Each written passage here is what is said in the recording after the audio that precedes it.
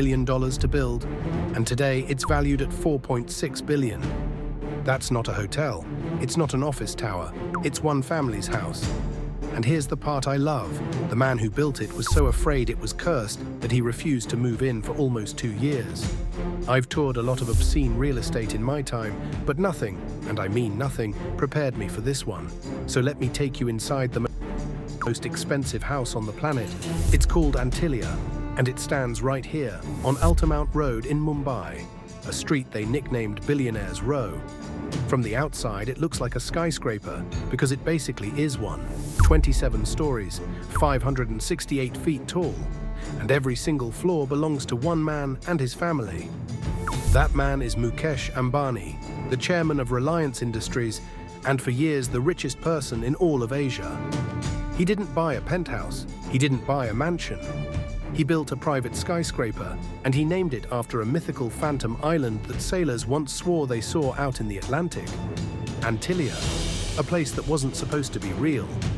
To understand the house, you have to understand the man.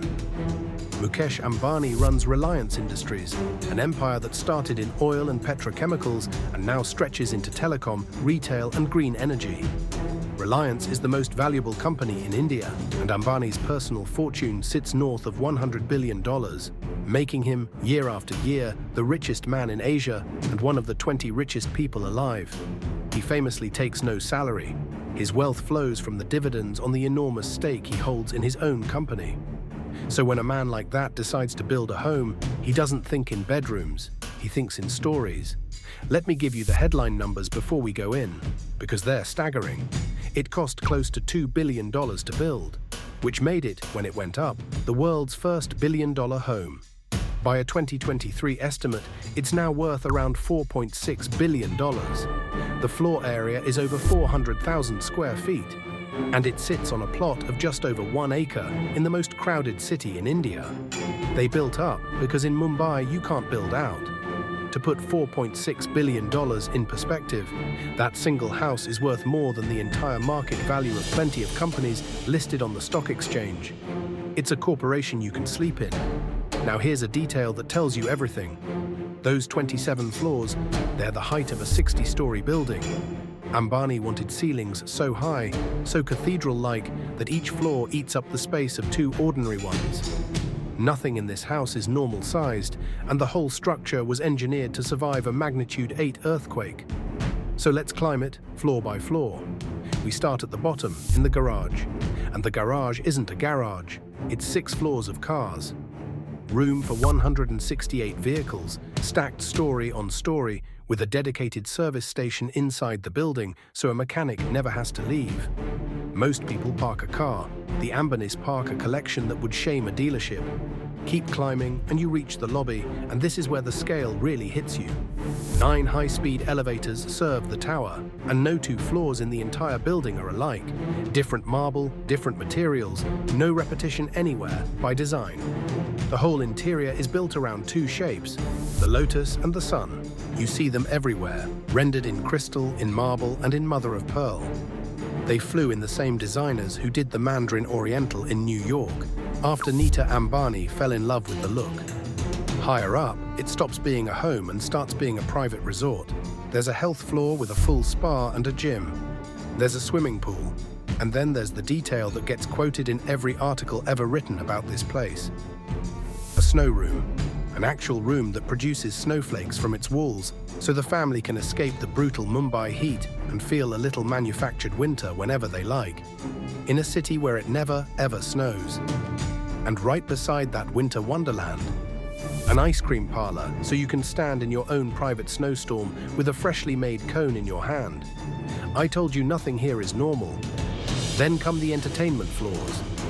A 50-seat private movie theatre so they never have to share a cinema with the public. A grand ballroom where roughly 80% of the ceiling is covered in crystal chandeliers, 80%, opening onto a bar, powder rooms, and a dedicated lounge just for the security detail and the assistants. It's big enough for the kind of party most people only ever see in films. There are terrace gardens climbing up the side of the building, hanging gardens of greenery in the middle of the concrete. There's a temple inside the home because faith is woven right into the architecture. And up at the very top, 3 helipads. 3. Although here's an honest footnote, those helipads have never actually been used. They were never certified for flight by India's aviation authorities, so they sit up there, gleaming and empty, the most expensive parking spots that nobody's allowed to land on.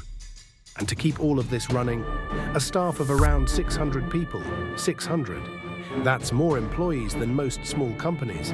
In fact, it's the reason some experts refuse to even call Antilia a single-family house. They argue that with space for 600 staff, it's less a home and more a vertical village. So why did the richest man in Asia refuse to move in? Here's the story I promised you. When Antilia was finished in 2010, they held the housewarming, and then the family hesitated. Reports at the time said they worried the building had bad luck, that its placement wasn't right according to Vastu, the traditional Indian system of architecture and harmony. So in 2011, they reportedly invited dozens of priests to perform ceremonies and set the energy right. Only after that did the Ambanis finally move in. A $2 billion house sitting empty because the owner wasn't sure the vibes were good. Now, I'd be doing you a disservice if I only showed you the gold. Antilia is also one of the most controversial homes on earth. The land it sits on was once an orphanage plot, and the sale that put it in Ambani's hands has been challenged in court for years over how it was carried out. And the great industrialist Ratan Tata, no enemy of wealth himself, once said the house showed a lack of empathy for the poor, pointing out that just beyond its walls lies some of the most crushing poverty in the world. I'm not here to judge a man's home, but the tower casts a long shadow, and it's only fair to mention it. So that's Antilia, the most expensive private residence ever built. But if you're a regular here, you know I can't leave it there, because the most expensive house in the world is one of those titles people fight over. So let me settle it. It comes down to a simple question. Do we mean the house that cost the most to build, the house that sold for the most, or the house worth the most on paper? Because the answer changes completely depending on which one you pick. If we're talking about a house someone actually bought, a real sale, real money changing hands, then the record belongs to a place near Versailles called the Chateau Louis XIV. It looks centuries old, but it was built between 2008 and 2011, with a moat, an aquarium, an underwater room, and gardens modelled on the Palace of Versailles next door. In 2015, it sold for around $300 million, a world record for a residence. And the buyer, later reported widely, was the Saudi Crown Prince, Mohammed bin Salman. 300 million. Hold that number because it makes the American record look almost modest. The most ever paid for a home in the United States was a Bel Air mega mansion called, with total humility, The One. 21 bedrooms, dozens of bathrooms, 5 swimming pools, a 30-car garage. The developer once dreamed of asking $500 million for it. Instead, it went bankrupt, and in 2022 it sold at auction for a top bid of $126 million. Still a record for an American home, but less than half the dream. Over in Europe, there's Villa Leopolda on the French Riviera, 18 acres of paradise, once owned by the late Lily Safra, with a history stretching back to King Leopold of Belgium. It's never been sold at its full value, but it's estimated to be worth around $750 million, which makes it, by most counts, the priciest private home in Europe. So where does that leave Antilia at $4.6 billion? Out in front of every single one of them, by a mile. As a privately owned residence, nothing else on earth comes close, unless you allow one more contender into the room, and it's a big one. Buckingham Palace, London, 775 rooms, 78 bathrooms, 92 offices, 1,500 doors. It's been valued at around $4.9 billion, edging out even Antilia. So why didn't I crown it at the start? Because Buckingham Palace isn't really a house you could ever own. It belongs to the Crown, to the British state, passed down with the monarchy, not bought and sold on any market. It's a national institution that happens to have a family living in it. And that's exactly why, for me, Antilia keeps the crown. It is the most expensive home on the planet that one private individual actually built and actually owns. Not a palace handed down through 1,000 years of history. A house, built from scratch in our lifetime by one man who decided that the sky was the only acceptable ceiling. So there it is, 27 floors, 600 staff, a snow room in a tropical city, and 3 helipads no one's allowed to use, all valued at $4.6 billion. It's awe-inspiring, it's a little absurd, and it's entirely, unmistakably one of a kind. Here's my question for you. If someone handed you the keys to Antilia tomorrow, the whole vertical kingdom, would you actually live in it? Or would it feel less like a home and more like a monument?